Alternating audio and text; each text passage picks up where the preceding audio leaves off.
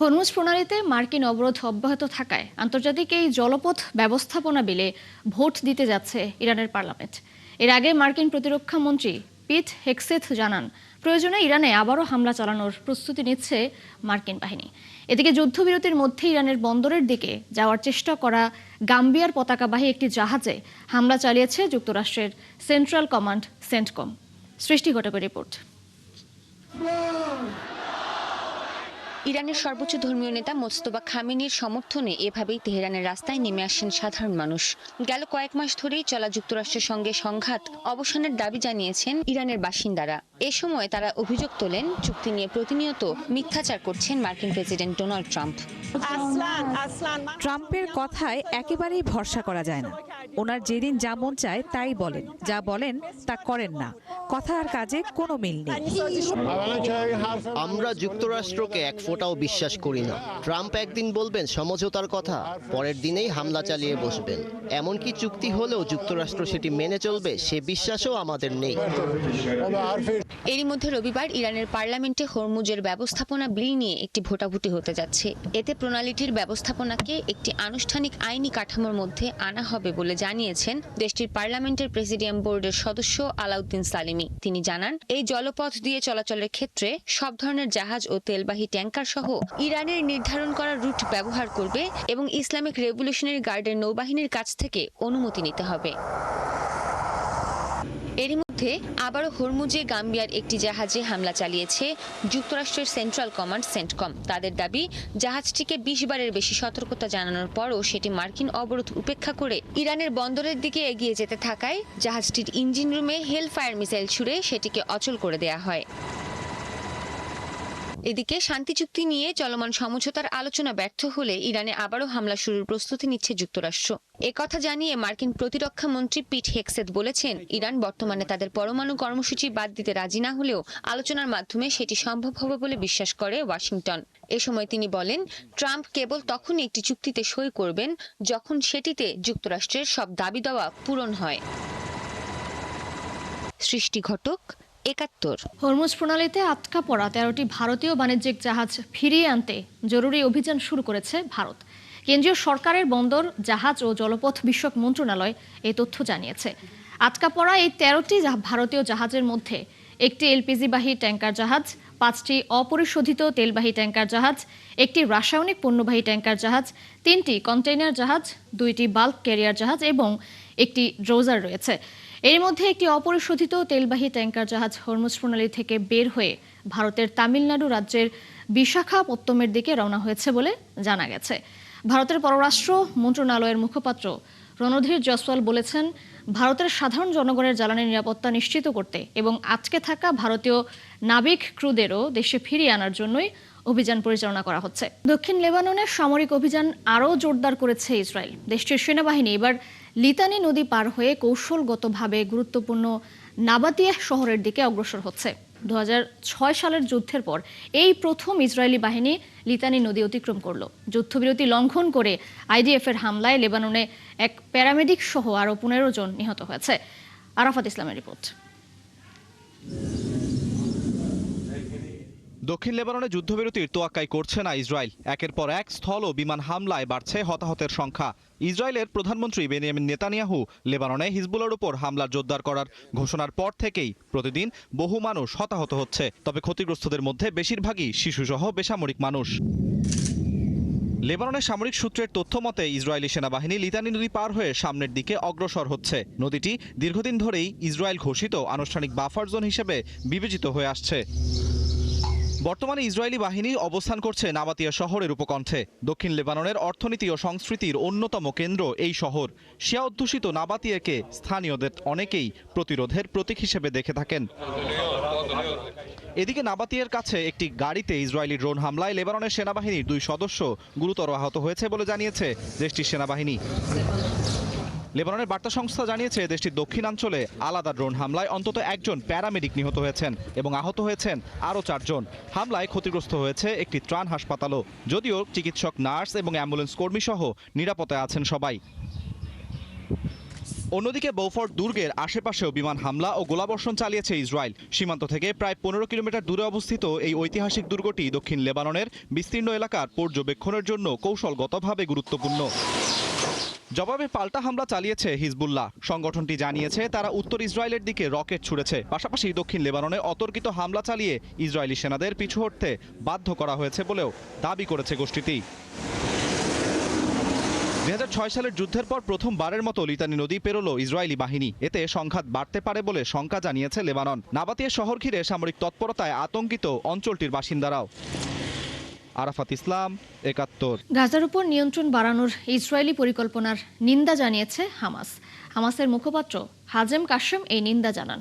গাজা উপত্যকার 70% উপর নিয়ন্ত্রণ সম্প্রসারণের ঘোষণা দিয়েছেন ইসরায়েলি প্রধানমন্ত্রী বেনিয়ামিন নেতানিয়াহু। সেই ঘোষণার নিন্দা জানিয়েছেন কাশেম। সেই সাথে তিনি অভিযোগ করেছেন যুদ্ধবিরতি চুক্তি মেনে চলতে ব্যর্থ হয়েছে ইসরায়েল। এক সংবাদ বিবৃতিতে তিনি জাতিসংঘ নিরাপত্তা পরিষদ সহ আন্তর্জাতিক সম্প্রদায়কে হস্তক্ষেপ করতে এবং যুদ্ধবিরতির শর্ত বাস্তবায়নে সমর্থন জানাতে আহ্বান জানান। এই পরিস্থিতি চলতে থাকলে গাজার মানবিক ও নিরাপত্তা পরিস্থিতি আরও খারাপ হতে পারে বলেও সতর্ক করেন তিনি। তুরস্কের প্রধান বিরোধী দল রিপাবলিকান পিপলস পার্টির অপসারিত নেতা ওজগুর ওজিলের সমর্থনে বিক্ষোভ করেছেন হাজারো সমর্থক। আদালতের এক রায়ে তাকে দলীয় নেতৃত্ব থেকে সরিয়ে দেওয়া হয়। এই রায়টি প্রেসিডেন্ট রিসেপ তাইয়েপ এরদোয়ানের রাজনৈতিক প্রতিদ্বন্দ্বীদের জন্য একটি বড় ধাক্কা হিসেবে দেখা হচ্ছে। দেশটির গণমাধ্যম জানিয়েছে বিক্ষোভে 10,000-এরও বেশি সমর্থন জড়ো হন। শনিবারের বিক্ষোভের মধ্যে দিয়ে ওজগুর ওজিলের শক্তিশালী জনসমর্থন আবারও প্রমাণিত হয়। সমর্থকদের উদ্দেশ্যে বক্তব্য দেওয়ার পর ওজিল রাজধানী আঙ্কারায় একটি মিছিলের নেতৃত্ব দেন। এর আগে আদালত রিপাবলিকান পিপলস পার্টির 2023 সালের দলীয় কংগ্রেস বাতিল ঘোষণা করে। এর ফলে দলের সাবেক চেয়ারম্যান কেমাল কিলিচদার ওগল পুনরায় দলীয় প্রধান হিসেবে বহাল হন। কিলিচদার ওগলু দলের ভেতরে একটি বিভাজন সৃষ্টিকারী বা বিতর্কিত ব্যক্তিত্ব হিসেবে পরিচিত এবং তিনি ওই বছরের নির্বাচনে এরদোয়ানের কাছে পরাজিত হয়েছিলেন। পূর্ব প্রশান্ত মহাসাগরে একটি নৌযানের উপর হামলা চালিয়েছে মার্কিন সামরিক বাহিনী সেন্টকম। এতে 3 জন ব্যক্তি নিহত হয়েছে। এ নিয়ে পরপর দ্বিতীয় দিনের মতো প্রশান্ত মহাসাগরে হামলা চালালো সেন্টকম। ইউএস সাউদার্ন কমান্ড সামাজিক যোগাযোগ মাধ্যমে জানায়, গোয়েন্দা তথ্যের ভিত্তিতে নিশ্চিত হওয়া গেছে যে নৌযানটি পূর্ব প্রশান্ত মহাসাগরের মাদক পাচারের রুট ব্যবহার করে চলাচল করছিল এবং মাদক পাচার কার্যক্রমে জড়িত ছিল। এই অভিযানে যুক্তরাষ্ট্রের কোনো সামরিক সদস্য ক্ষতিগ্রস্ত হননি বলেও জানানো হয়। ইরান যুদ্ধের প্রভাবে যুক্তরাষ্ট্র জুড়ে প্রতিটি পরিবারের খরচ বেড়ে গেছে। বিশেষ করে জ্বালানির জন্য গড়ে ব্যয় বেড়েছে $447.19। গবেষণা প্রতিষ্ঠান মুডিস অ্যানালিটিক্স জানিয়েছে, সংঘাত শুরু হওয়ার পর থেকে জ্বালানি খাতে প্রতিটি মার্কিন পরিবারকে গড়ে অতিরিক্ত ব্যয় করতে হয়েছে। সিএনবিসির প্রতিবেদনে বলা হয়েছে, পেট্রোলের দাম ও বিমান ভাড়া বেড়ে যাওয়ার কারণে গত 3 মাসে মার্কিন ভোক্তাদের প্রায় $7 বিলিয়ন অতিরিক্ত ব্যয় হয়েছে। অর্থনীতিবিদরা সতর্ক করেছেন যে সংঘাত দীর্ঘস্থায়ী হলে এই আর্থিক চাপ আরও বাড়তে পারে। বিশ্লেষণে বলা হয়েছে, জ্বালানির দাম বর্তমান পর্যায়ে থাকলে যুদ্ধের 1 বছরের মধ্যেই প্রতিটি পরিবারকে গড়ে অতিরিক্ত প্রায় $2,000 ব্যয় করতে হতে পারে।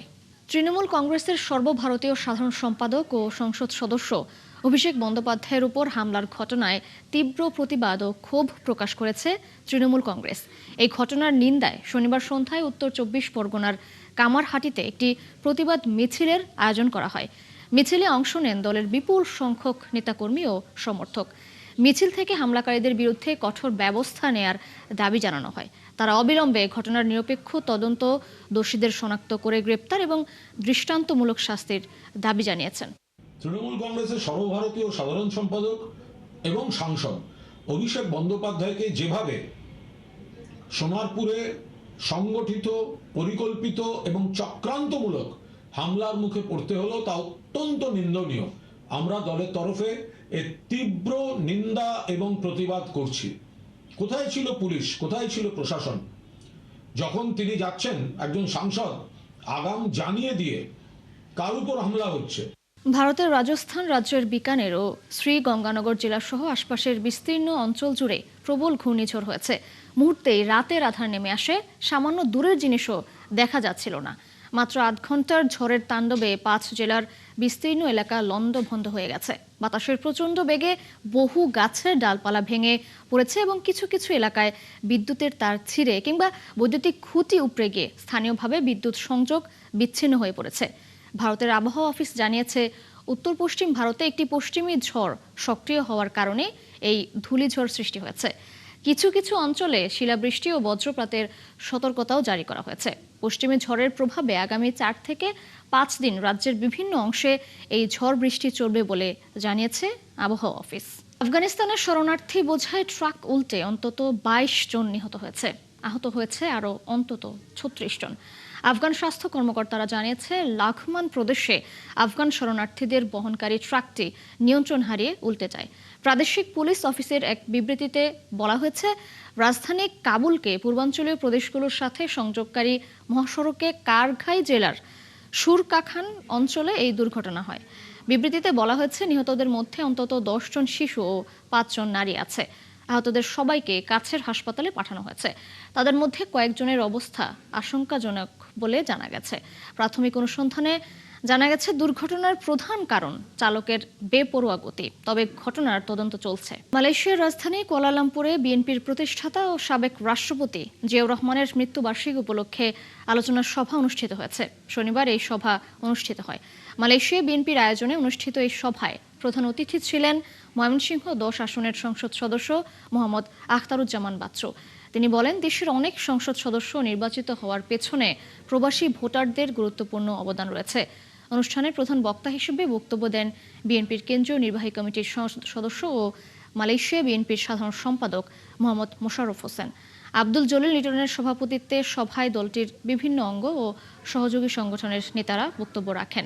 এ সময় বক্তারা জিয়াউর রহমানের রাজনৈতিক জীবন, নেতৃত্ব ও আদর্শ নিয়ে আলোচনা করেন। বিশ্বের বিভিন্ন দেশ সম্পর্কে মানুষের ইতিবাচক কিংবা নেতিবাচক ধারণা তৈরি হয় মূলত সেই দেশের সরকার, মানবাধিকার পরিস্থিতি, যুদ্ধনীতি, সংস্কৃতি কিংবা নাগরিকদের আচরণের উপর। কারো কাছে একটি দেশ শুধুই যুদ্ধবাজ রাষ্ট্র, কারো কাছে মানবাধিকার লঙ্ঘনের প্রতীক, কোথাও স্বৈরশাসন, কোথাও দখলদারিত্ব, আবার কোথাও বৈষম্য আর সহিংসতা। নানা কারণেই তৈরি হয় একটি দেশের বৈশ্বিক ভাবমূর্তি। অনলাইন ভিত্তিক বিভিন্ন জরিপ এবং ওয়ার্ল্ড পপুলেশন রিভিউর তথ্য অনুযায়ী বিশ্বের সবচেয়ে অপছন্দনীয় দেশের তালিকা নিয়ে আরও জানাচ্ছেন চৈতি সরোয়ার।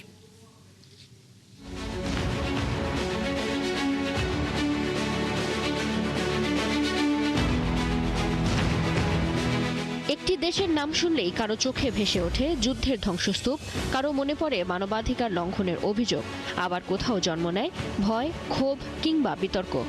রাজনীতি, যুদ্ধ, দমনপীড়ন কিংবা নাগরিকদের আচরণ সব মিলিয়েই গড়ে ওঠে একটি দেশের বৈশ্বিক ভাবমূর্তি। আর সেই হিসেবেই বিশ্বের সবচেয়ে অপছন্দনীয় দেশের তালিকায় উঠে এসেছে কয়েকটি পরিচিত রাষ্ট্রের নাম।